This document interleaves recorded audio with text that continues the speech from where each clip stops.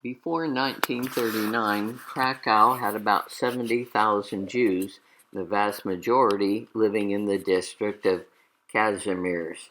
This was about one-fourth of the entire population of Krakow. In May 1940, a voluntary program was enacted to remove Jews from Krakow. By August, 23,000 had left. Then in November, an order declared that no more Jews were allowed into the city. The few remaining Jews had to have a special permit deeming them economically useful. However, in March 1941, the Jewish ghetto was established on the southern side of the Vistula River. Before 1941, about 3,000 people lived here. All non-Jews were forced to immediately leave, and the Jews that were still remaining in Krakow were forced to relocate to this ghetto.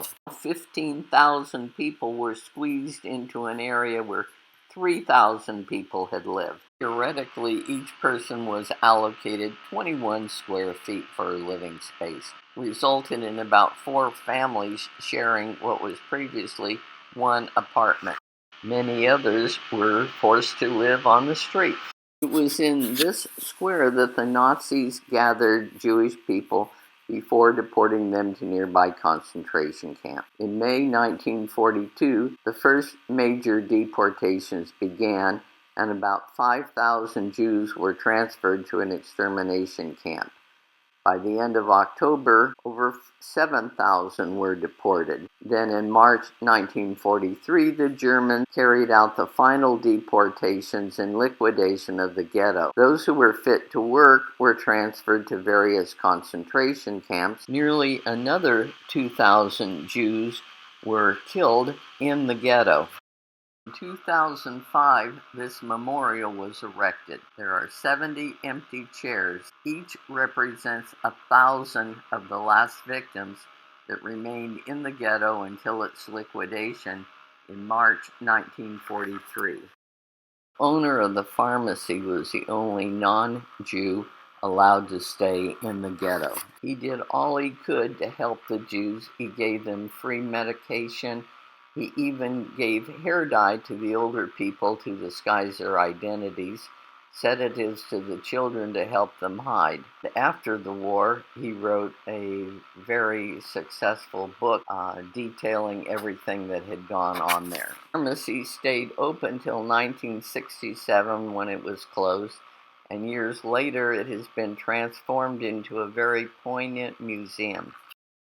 Oskar Schindler was a German industrialist, humanitarian, and a member of the Nazi Party. He's credited with saving the lives of 1,200 Jews by employing them in his factory. By the end of the war, he had spent his entire fortune on bribes and black market purchases of supplies for his workers. He is buried in Jerusalem. This is part of the factory that Schindler had, where he employed only Jews because Jews gave him the money to start the factory.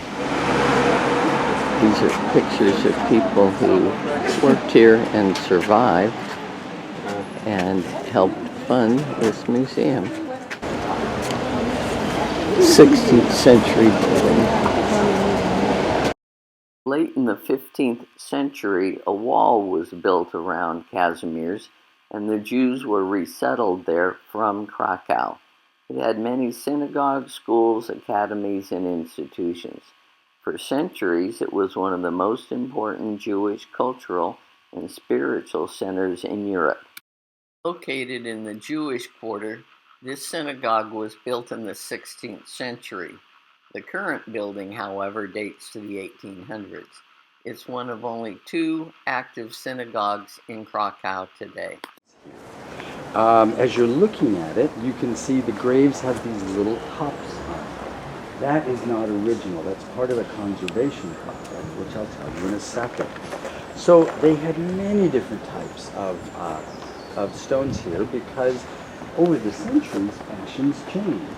had the Renu to thank. He was the very first one that said that Jews could study something other than Torah, and science was his goal. His specialty was astronomy, because he said that scientific truth is a different sort of truth than Torah truth.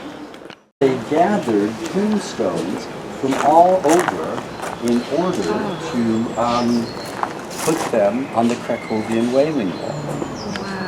Now, not all of these tombstones were from this cemetery, but they were from all of these. Let me see. Okay, now, when we're going out and wandering, you're going to see that there are going to be...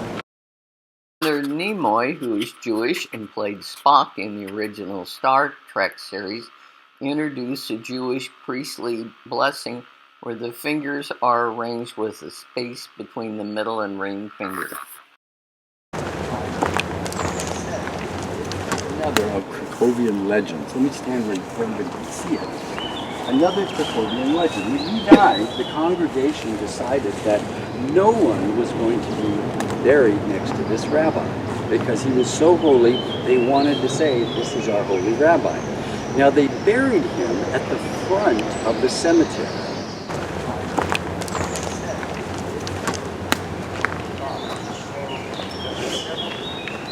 Don't know the reason for all the papers, but I do know about the stones. They don't put flowers on graves because flowers fade, and the stones stay there forever. The guy's got lots of stones.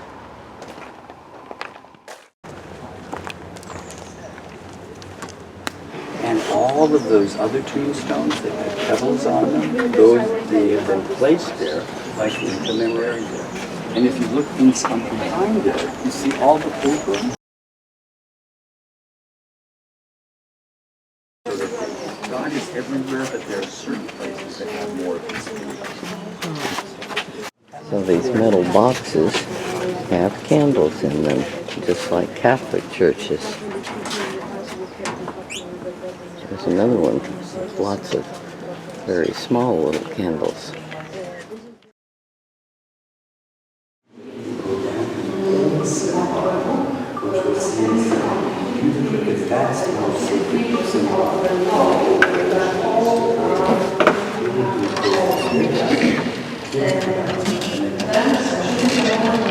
This is the Ark, and the Torahs are behind there. Could be a whole bunch.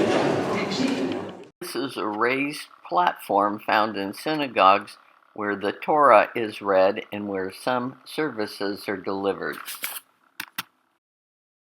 The synagogue interior was whitewashed, either during the German occupation or in the post-war years when the synagogue served as a fire station. A 2010 restoration unearthed 19th and 20th century wall paintings. The wall prayer is apparently a Merciful Father prayer variant, possibly written to remember a specific event in Krakow. The painted zodiac frieze is likely to date from the early 20th century. This is the outer wall of the cemetery.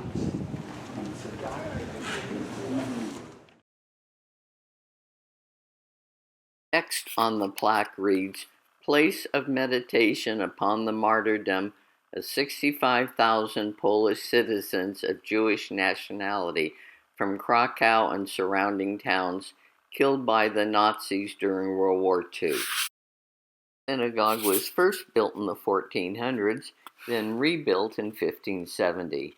It's a rare surviving example of a Polish fortress synagogue, with thick masonry walls, heavy buttressing, and high windows. Renovated in the 1950s, today it's a museum focusing on Krakow's Jews. This museum is a photo exhibition documenting remnants of Jewish culture and life in Polish Galicia, which was southeastern Poland and western Ukraine. The exhibit includes Jewish life in ruins, Jewish culture as it once was, the Holocaust, sites of massacre and destruction, how the past is being remembered, and people making memory today.